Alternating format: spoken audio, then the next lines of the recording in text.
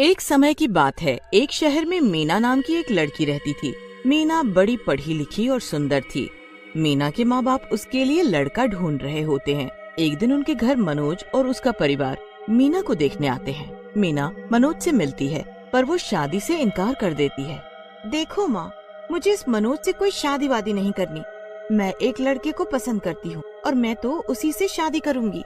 मीना की माँ इस बारे में मीना के बाबूजी से बात करती है, पर वो तो गुस्से में लाल हो जाते हैं। वो शादी को साफ इनकार कर देते हैं और मनोज के परिवार को हाँ कर देते हैं। मीना को जैसे ही ये बात पता चलती है, वो चुपके से घर से चली जाती है और राहुल से शादी कर लेती है। शादी के बाद राहुल मीना को वहाँ से बहुत दूर एक बड़े से घर में ले जाता है।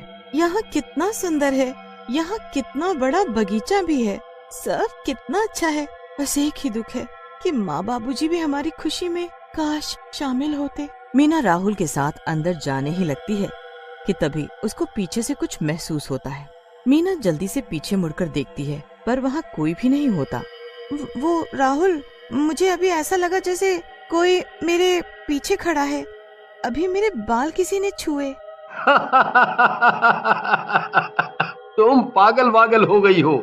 यहाँ बस हम दोनों हैं और कोई भी नहीं। देख रही हो ना कितनी दूर पर घर है। हाँ, तुम सही बोल रहे हो, शायद हवा चली होगी। दोनों अंदर चले जाते हैं। उसके बाद राहुल तो सो जाता है, पर मीना को कुछ अजीब सा महसूस होता रहता है। जब भी उसकी आंख लगती है, तभी उसका हाथ एकदम हिलता है और उसकी आंख खुल जाती है। पूरी रात मीना के साथ ऐसे ही होता रहता है। ऐसा ही करते करते सुबह हो जाती है। मीना उठ जाती है और बाथरूम जाती है। मीना अपना मुंह धोकर अपनी शक्ल शीशे में देख रही होती है कि तभी उसको शीशे में अपने पीछे खड़ी एक औरत दिखती है, जिसके चेहरे पर काले लंबे बाल लटक रहे होते हैं। राहुल, राहुल, राहुल! मीना की चीख सुनकर राहुल जल्दी से अंदर आता है, तो उसे मीना जमीन पर बेहोश पड़ी दिखती है। राहुल उसे जल्दी से बिस्तर पर लिटा देता है। थोड़ी देर बाद जाकर मीना को होश आता है, पर वो होश में आते ही बुरी तरह चिल्लाने लगती है। राहुल, वो चुड़ैल, वो चुड़ैल! मीना राहुल को समझाने की बहुत कोशिश करती है, पर राहुल उसकी एक नहीं सुनता। मीना कुछ देर आराम करती है और राहुल ऑफिस के लिए निकल जाता है। राहुल के जाने के बाद मीना खिड़की के पास आकर खड़ी हो जाती है और बाहर देखने लगती है। मीना बाहर देख ही रही होती है कि उसे पेड़ के पास फिर से वो चुड़ैल दिखती है। मीना फिर से डर जाती है और खिड़की बंद कर देती है। 2-4 दिन तक ऐसा ही होता रहता है और वो चुड़ैल बार बार मीना को दिखती है। एक दिन राहुल ऑफिस से आता है। बहुत भूख लगी है, जल्दी खाना लाओ। मैंने कुछ बनाया ही नहीं। वो चुड़ैल मुझे फिर बाग में दिखी थी, तो मैं यहाँ छुप गई। क्या चुड़ैल चुड़ैल लगा के रखा है? मैं तो परेशान हो गया हूँ तुमसे शादी करके। नहीं खाना मुझे खाना, मैं जा रहा हूँ और बाहर ही खाना खाऊंगा। राहुल वहाँ से चला जाता है और मीना रोते हुए उसे रोकने लगती है। राहुल मीना की एक नहीं सुनता और घर के बाहर निकल जाता है। मीना बेचारी रोते रोते बाग तक आ जाती है और राहुल गाड़ी में बैठकर निकल जाता है। मीना वहीं बैठकर रोने लगती है। जहाँ मीना रो रही होती है, वहीं मिट्टी में उसे बाल दिखते हैं। हाँ, ये इतने लंबे बाल जमीन में। मीना उन बालों को खींचती है तो वो अटक जाते हैं। मीना बहुत जान लगाती है, तब जाकर मीना के हाथ में वो बाल आते हैं। ये इतने लंबे बाल तो जरूर किसी औरत के हैं, पर यहाँ जमीन में कैसे आए? यहाँ तो बस मैं ही हूँ। मीना वहीं लेट जाती है और उसकी आंख लग जाती है। जैसे ही मीना की आंख लगती है, उसे एक आवाज सुनाई देती है। मुझे बचा लो, मुझे मत मारो, मुझे मत मारो, मुझे बचा लो। आवाज सुनते ही मीना एकदम उठकर बैठ जाती है और सामने एक चुड़ैल को देखती है। मुझे बचा लो, मुझे आजाद कर दो, मुझे आजाद कर दो। मीना डरकर भागने लगती है, पर वो चुड़ैल एक ही बात बोलती रहती है। मुझे बचा लो, मुझे बचा लो, आजाद कर दो मुझे यहाँ से, मुझे बचा लो। मीना अपने कमरे में एक कोने में जाकर बैठ जाती है। पूरी रात ऐसे ही निकल जाती है और फिर सुबह राहुल आ जाता है। मीना का मन होता है कि वो रात को जो कुछ भी हुआ सब राहुल को बता दे, पर वो खुद को रोक लेती है। मीना वहाँ से चली जाती है और रसोई में काम करने लगती है। रसोई में एक खिड़की होती है जहाँ से पूरा बगीचा अच्छे से दिख। मीना उसी जगह टकटकी लगाए देखती रहती है जहाँ पिछली रात उसे एक औरत के बाल मिले थे। फिर उसे वहाँ वो चुड़ैल फिर से दिखती है। इस बार उस चुड़ैल के हाथ में एक फावड़ा होता है। मीना जल्दी से भागकर बाहर जाती है, पर वहाँ कोई चुड़ैल और फावड़ा नहीं होता। मीना वापस आकर फिर से रसोई में काम करने लगती है। रात को जब मीना सो रही होती है तभी उसका हाथ कोई झटक देता है। मीना अचानक उठती है तो वही चुड़ैल उसके पास खड़ी होती है। वो पीछे पलटती है और वापस जाने लगती है।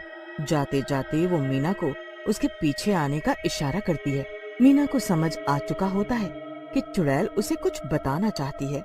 वो हिम्मत करके उस चुड़ैल के पीछे पीछे जाती है तो चुड़ैल उसी जगह आकर खड़ी हो जाती है जहाँ उसे वो बाल मिलते हैं। मुझे बचा लो, मुझे बचा लो, मुझे आजाद कर दो। इतना कहकर चुड़ैल फिर से गायब हो जाती है। मीना उस जगह को देखने लगती है और एक फावड़ा लेकर उसे खोदने लगती है। खोदते खोदते काफी वक्त हो जाता है कि तभी उसे कुछ महसूस होता है तो उसे सामने एक लड़की की लाश बड़ी बुरी हालत में दिखती है। मीना पहले तो डर जाती है, पर फिर उसकी नजर उसके लॉकेट पर जाती है। मीना डरते हुए वो लॉकेट हाथ में लेती है और उसे खोलती है। उसमें राहुल के साथ लड़की की फोटो होती है।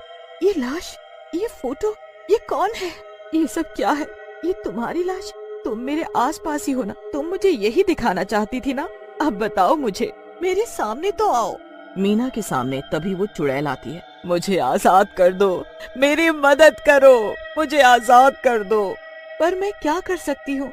मैं कैसे तुम्हारी मदद करूँ? पहले तुम मुझे कुछ बताओ तो सही। मैं राहुल की पहली पत्नी हूँ।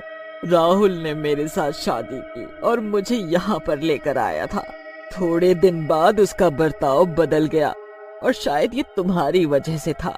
वो मुझ पर हर वक्त चिल्लाता और मुझे मारता था। एक दिन जब मैंने पुलिस को बताने को सोचा और मैं पुलिस को फोन करने लगी, तभी राहुल यहाँ आया और मुझे देख लिया। उसने मुझे तब तक मारा जब तक मेरी जान नहीं चली गई। मेरे मरने के बाद उसने मुझे यहाँ इस जगह कब्र खोदकर मुझे उसमें दफन कर दिया। क्या सच में राहुल ने ऐसा किया? मुझे तो यकीन ही नहीं हो रहा, पर मैं तुम्हें इंसाफ जरूर दिलाऊंगी, तुम्हारी मदद करूंगी। बस सबसे तुम राहुल को इतना परेशान करना कि वो दुखी हो जाए।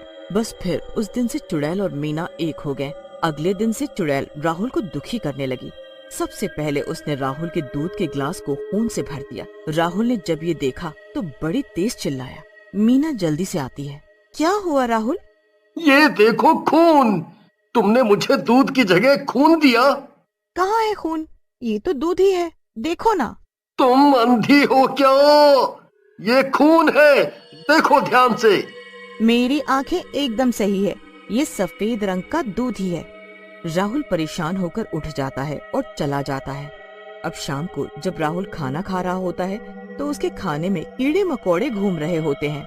मीना, जल्दी आओ। अब क्या हुआ? ये देखो क्या है ये, खाने में कीड़े चल रहे हैं। आप पागल हो गए हो क्या? अच्छी खासी सब्जी में कीड़े बता रहे हो? लो, मैं अभी खाकर बताती हूँ। मीना सब्जी खाकर दिखा देती है और राहुल एकदम सुन्न रह जाता है। चुड़ैल भी वहीं खड़ी सब देख रही होती है। राहुल के साथ हर वक्त ऐसी चीजें होती रहती हैं। धीरे धीरे राहुल की दिमागी हालत बिगड़ने लगती है। वो फिर डॉक्टर के पास जाता है तो वहाँ भी चुड़ैल उसे परेशान करती है कि डॉक्टर को भी यही लगता है कि राहुल पागल हो गया है। नहीं नहीं, मैं पागल नहीं हूँ। जी बिल्कुल, आप पागल थोड़ी हो, आप तो बहुत समझदार हो। बस ये तो आपकी वो सजा है जो आपकी पहली पत्नी निकिता चाहती है ना निकिता? हाँ, मैं यही चाहती हूँ, इसे तड़पते हुए देखना। राहुल चुड़ैल को देखकर और निकिता का नाम सुनकर कांपने लगता है। अब क्यों डर रहे हो? मैं हूँ निकिता, तुम्हारी पहली पत्नी। मीना को अब सब सच पता है। अब तुम बिना पागल हुए भी जिंदगी भर पागलों के साथ रहोगे और अपने किए की सजा भुगतोगे। एक दिन राहुल सच में पागल हो जाता है। वो हर जगह, हर दीवार पर एक पत्थर से यही लिखता है कि मैंने अपनी पत्नी को मार डाला। चुड़ैल को अब शांति मिलती है और मीना वहीं अकेली जिंदगी जीने लगती है। कुछ सालों बाद मीना को एक दिन मनोज दिखता है। मनोज ने अभी तक शादी नहीं की होती। मीना की मनोज से दोस्ती हो जाती है। मीना मनोज को सब सच बता देती है, पर मनोज को कुछ फर्क नहीं पड़ता। वो तब भी मीना से शादी के लिए बोलता है। मीना हाँ कर देती है और दोनों की शादी हो जाती है।